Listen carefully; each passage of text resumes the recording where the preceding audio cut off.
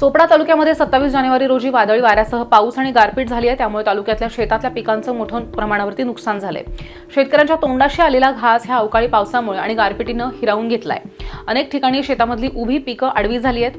जिल्ह्यामध्ये 3 कॅबिनेट मंत्री आणि 1 केंद्रीय राज्यमंत्री असताना सुद्धा शेतकऱ्यांच्या शेतामध्ये त्यांच्या बांधावरती जाऊन सांत्वन करण्यासाठी सुद्धा कोणी फिरकलं नाहीये अशी भावना शेतकऱ्यांनी अशी व्यक्त केली आहे। पपई, केळी आणि टरबूज या फळांना गारांचा जोरदार फटका बसलाय आणि फळांवरती अक्षरशः डाग उमटलेत।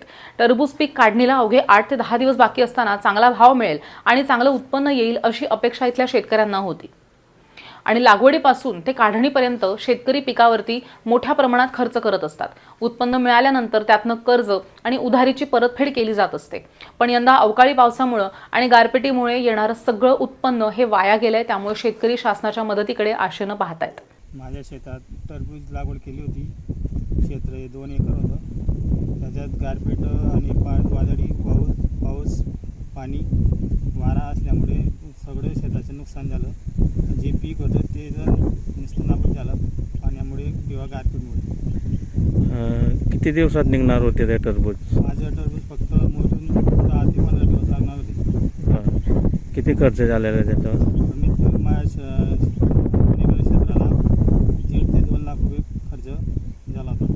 अच्छा, म्हणजे त्याचा पंचनामा वगैरे झाला आहे का? पंचनामा करायला आले ते पाहून गेले। बरं, माझा त्याच शेतात परत टरबूजचं रोप लागवड केली का?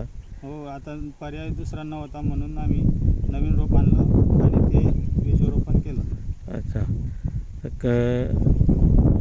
1 ते 1.5 लाखाचं नुकसान झालेलं आहे। हो हो, तर शासनाकडनं काय अपेक्षा आपली?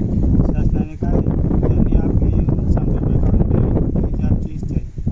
अच्छा, जास्त म्हणजे जेवढा खर्च लागलेला तेवढा हो, त्यांनी मोबदला म्हणून त्यांनी नुकसान भरपाई द्यावी बुवा। द्यावी, म्हणजे शेतकरी कुठेतरी अडचणीतून बाहेर निघेल आणि सगळं उचलचं भाड्याचं शेती असं। अच्छा, व्यापारी पण औषधी बियाणे उधार मागावे लागतात। संपूर्ण उधार खर्च उधारीचे आणि त्याच्यात हे गारपीट अकस्मात नुकसान झालं। जर नुकसान झालं नसतं दादा तर किती उत्पन्न आलं असतं आपल्याला? मला नुकसान जर नाही झालं असतं तर कमीत कमी 3 ते 4 लाख रुपये प्रॉफिट राहिला असतं। आता ते प्रॉफिटने पण 1 ते 1.5 लाख निघून गेलं। काय नाव दादा? माझे नाव सुनील